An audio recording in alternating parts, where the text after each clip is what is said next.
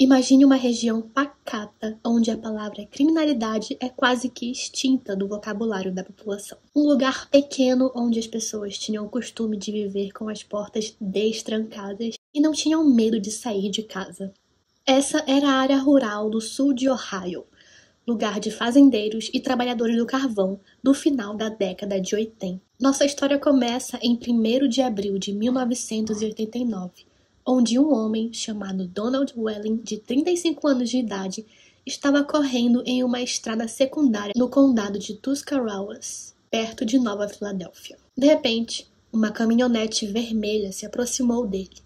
Donald chegou a cumprimentar o motorista, que em seguida lhe deu um tiro a queima-roupa no coração, o matando na hora. O corpo de Donald foi encontrado e a polícia começou uma investigação infrutífera, pois não havia nenhum vestígio que pudesse levar ao assassino. 19 meses depois, em 10 de novembro de 1990, Jamie Paxton, de 21 anos, saiu para caçar com seu arco fora de St. Clairsville, uma comunidade de Ohio, perto da fronteira estadual com a Virgínia Ocidental. Ele saiu bem cedo de casa na esperança de caçar um cervo. Antes de começar a caçada, ele andou um pouco pela grama alta na área em que estava, e foi nesse momento que uma caminhonete vermelha se aproximou um pouco. Jamie não percebeu.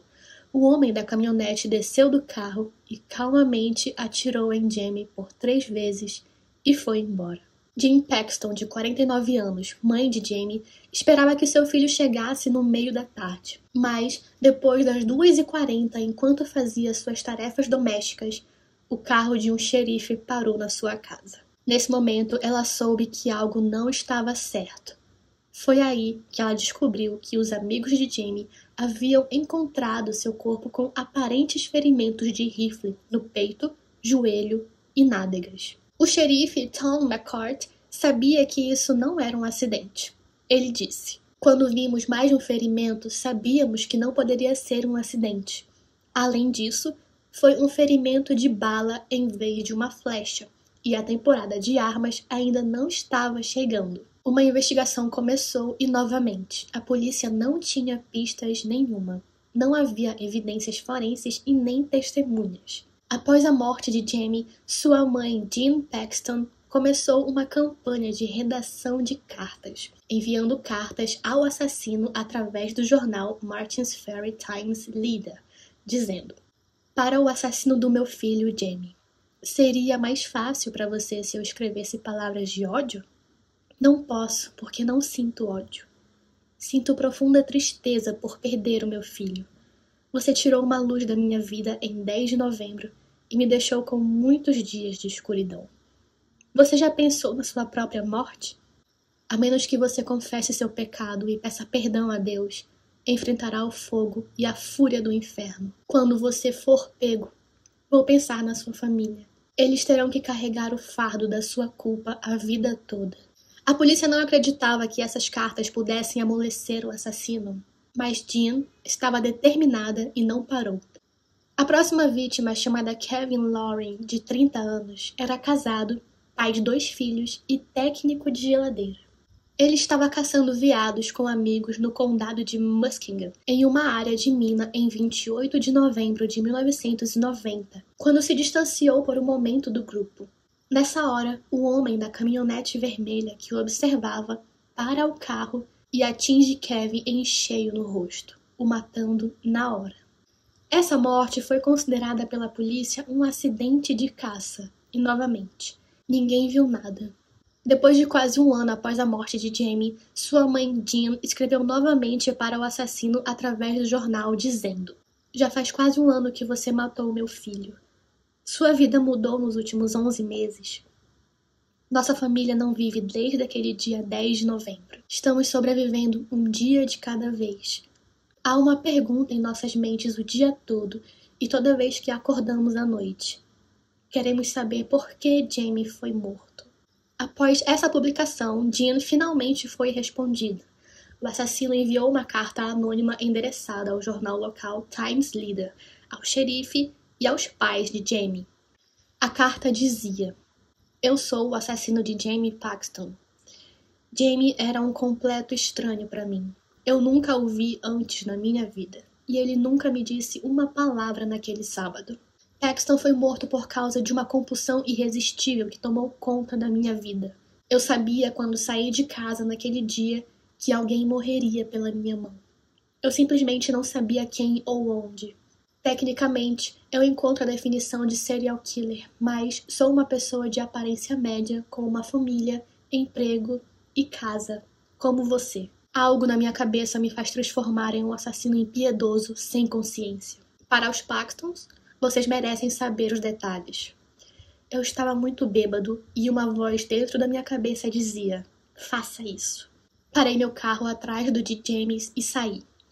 Jamie começou a caminhar muito lentamente, descendo a colina em direção à estrada. Ele parecia estar olhando além de mim para algo à distância. Levantei meu rifle até o ombro e alinhei na mira. Demorou pelo menos 5 segundos para mirar com cuidado.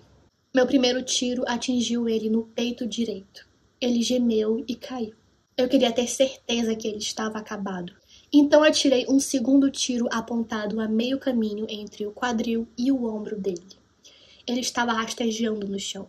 Eu puxei o gatilho e acertei no joelho dele. Ele levantou a cabeça e gemeu novamente. Meu terceiro tiro também errou e bateu na bunda dele. Ele nunca mais se moveu. 5 minutos depois de atirar em Paxton, eu estava bebendo uma cerveja e bloqueei todos os pensamentos do que tinha acabado de fazer da minha cabeça. Eu não pensei mais em Jamie e joguei a garrafa no lixo. Eu sei que você me odeia e com razão. Penso em Jamie a cada hora do dia, como tenho certeza que você faz. Não se sinta mal por não resolver esse caso. Você poderia entrevistar até o juízo final com todos que Jamie Paxton já conheceu em sua vida e não teria ideia da minha identidade. Sem motivo, arma e testemunhas, você não poderia resolver esse crime. Assinado, o assassino de Jamie Paxton. Após esse episódio, a unidade de ciências comportamentais do FBI em Quantico, Virgínia, foi convidada a preparar um perfil. O perfil descreveu o assassino como um homem branco, educado e como alguém com predileção por crimes, como incêndio criminoso e também matar animais de estimação e de fazenda. O relatório continuou dizendo que ele era um homem de família normal, mas solitário. Como o assassino tinha certeza que não seria pego, ele continuou agindo. Em 14 de março de 1992, Claude Hawkins, de 49 anos, pai de 4 filhos, foi pescar de manhã cedo depois de terminar o seu turno da meia-noite na Pittsburgh Plate and Glass Company. Claude adorava pescar, era algo que fazia bastante e tinha um local favorito a noroeste de Belmont, Ohio. Ele foi encontrado morto a tiros nas costas a curta distância. Esse crime contra Claude foi cometido em terras federais e o FBI foi chamado. E, novamente, nenhuma evidência foi encontrada. Mas, depois que o assassino foi pego, ele revelou que passou por Claude e os dois se acenaram. Ele disse que ouviu uma voz que dizia para voltar e matá-lo, e foi o que ele fez.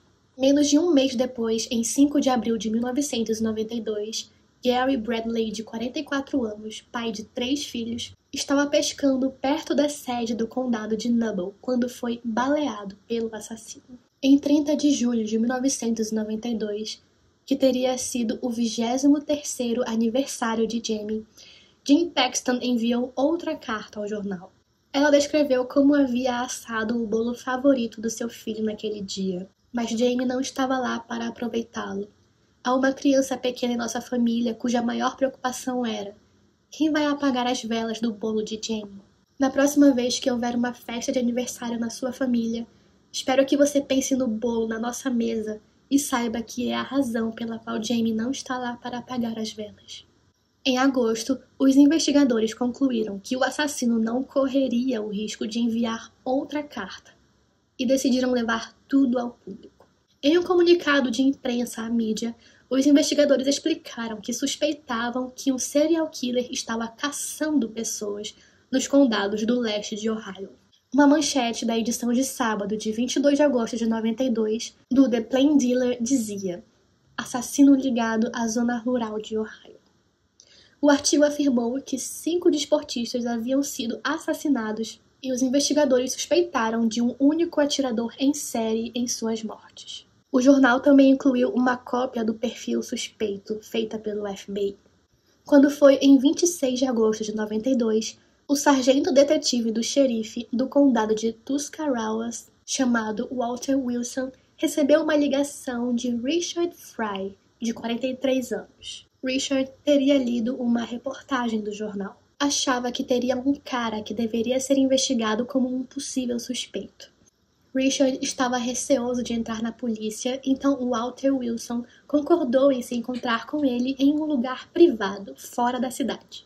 Durante a conversa deles, Richard contou a Walter que o perfil soava muito com um velho amigo do ensino médio que ele tinha, chamado Tom Dillon. Na década de 70, ele e Tom muitas vezes dirigiam juntos pelo leste de Ohio, bebiam cerveja, atiravam em placas de trânsito e cometiam pequenos atos de incêndio criminoso. Richard tinha várias histórias com Tom para contar. Uma delas foi a vez em que os dois, que eram entusiastas de armas, encontraram no caminho alguns cachorros selvagens muito machucados. Eles estavam muito doentes e alguns tinham feridas abertas, então Tom disse: "Você acha que eu deveria matá-los?" E Richard respondeu: "Bem, você provavelmente estaria fazendo um favor a eles." E então Tom atirou. Mas depois, Tom começou a atirar em cachorros, apenas cães, ao longo da estrada. E Richard disse: "Tom, atirar em um cachorro selvagem é uma coisa, mas esse cachorro não parece muito selvagem para mim." E Tom respondia: "Você não pode deixar que essas malditas coisas estejam correndo por aí." Richard deixou passar uma ou duas vezes, mas depois ele disse: "Tom, você tem que parar, ou então eu não vou mais sair com você. Esses são animais de estimação de alguém. Alguém os ama, não é certo fazer isso." Richard também disse que eles gostavam de falar sobre serial killers, especialmente Ted Bundy. Tom estava fascinado com Bundy. Com o tempo, segundo Richard, Tom ficou mais sádico. Uma vez, enquanto dirigia de volta do lago Ethelwood, no condado de Carroll, Tom saiu do lado da estrada e puxou uma arma, e começou a atirar em um fazendeiro. Aparentemente, o fazendeiro estava bem longe, 200 ou 300 metros. Um outro cara que estava no carro falou: "Que diabos você está fazendo?" E Tom explicou que não poderia acertar um alvo a essa distância com uma pistola. Após todas essas revelações, a polícia não demorou muito para encontrar evidências de que Tom realmente tinha propensão ao vandalismo e a assassinar animais. A primeira pista ligando Tom aos crimes foi que os seus fins de semana e férias correspondiam às datas dos assassinatos. Mas antes de prosseguir, quem era Tom Dillon? Thomas Lee Dillon nasceu em Kenton, Ohio, em 9 de junho de 1950. Seu pai morreu quando Dillon tinha apenas 15 meses de idade. Tom via sua mãe como uma mulher fria, que nunca o elogiou ou puniu. Ele não tinha lembranças de sua mãe tê-lo abraçado, beijado ou dizendo que o amava. Na escola, Tom era tido como um ótimo aluno, mas muito solitário. Tom adorava caçar. Ele gostava de matar e gostava de ver os animais sofrerem. Na sua adolescência, Tom começou a contar os animais que matou em um calendário no quarto da sua casa. Ele também tinha um calendário separado, listando todas as garotas com quem ele já havia feito sexo. Se formou no estado de Ohio em 1972 e foi trabalhar como desenhista no departamento de água de Kenton. No ano de 1978, ele se casou com Catherine Elsas, que era enfermeira. Mas agora, voltando para o caso, a temporada de veados de Ohio abriria em 30 de novembro de 1992. E isso atrairia mais de 300 mil caçadores para a floresta. Policiais prenderam Tom do lado de fora de uma loja de conveniência do condado de Tuscarawas, em 27 de novembro de 1992, esperando que uma busca em sua casa revelasse outras evidências condenatórias para que ele finalmente ficasse atrás das grades. A publicidade que se seguiu à prisão de Tom deu à força-tarefa o tempo que precisavam. Em uma coletiva de imprensa, eles pediram a qualquer pessoa que tivesse vendido armas de fogo a Tom que apresentasse qualquer evidência, E em 4 de dezembro de 1992, um homem do condado de Stark se apresentou e contou aos investigadores que havia comprado um rifle Mauser sueco de 55 mm de Tom em um show de armas em 6 de abril, um dia depois que Bradley foi assassinado. O homem entregou o rifle e um recibo aos investigadores e testes balísticos combinaram as balas recuperadas de Gary Bradley e Claude Hawkins com o rifle. Em 22 de janeiro de 1993, um júri do condado de Noble indiciou Tom por 2 acusações de assassinato agravado com especificações de pena de morte. O promotor do condado de Noble, Lucian Young, queria buscar acusações em todos os 5 assassinatos, mas, por causa da publicidade sobre Tom, ele seguiu em frente com 2, planejando registrar outras acusações em uma data posterior. Autoridades da prisão do condado de Stark colocaram Tom em vigilância depois que 2 tiras de cobertor foram encontradas em sua cela. Tom alegou que as tiras foram usadas para cobrir os olhos enquanto dormia. Mas, após esse incidente, Tom disse a um conselheiro de saúde mental que ele estrangularia os presos se tivesse a chance e não derramaria uma lágrima. Os familiares de Tom ficaram chocados com a sua prisão. A sua sogra, chamada Anne Elsas, se recusou a acreditar que o seu genro era capaz de assassinar. Para ela, Tom era um homem espirituoso e gentil que sempre teve um interesse por armas. Anne disse que a sua filha Catherine trabalhou como enfermeira em Kenton e confiaria em sua fé em Deus para fazê-la passar pela provação. Meu estômago está agitado, confidenciou ela. Eu tenho que manter meus espíritos acordados para Kath. Talvez parte de mim queira negar isso.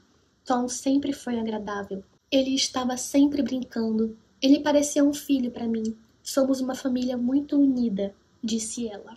No dia 9 de fevereiro de 1993, 100 espectadores se reuniram do lado de fora da corte, enquanto Tom, algemado, era escoltado para dentro. Tom se declarou inocente de acusações de assassinato nas mortes de Gary e Claude. Uma terceira acusação de assassinato foi apresentada contra Tom em 22 de maio de 93.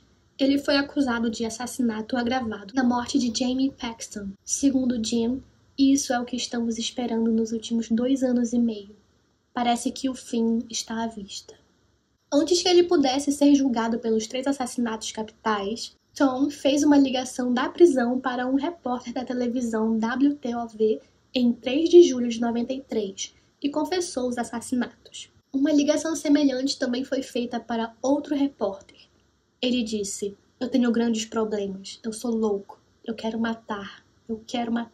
No dia seguinte, os advogados de Tom montaram uma barganha judicial, na qual Tom confessaria todos os assassinatos com a garantia de que ele não receberia a pena de morte e que nenhuma outra acusação seria feita contra ele. Em 12 de julho de 1993, Thomas Dillon entrou com seus apelos perante o juiz John Nall. Ele não mostrou emoção nenhuma quando respondeu culpado a cada acusação. O juiz condenou Dillon à prisão perpétua sem chance de liberdade condicional por 165 anos, a sentença máxima.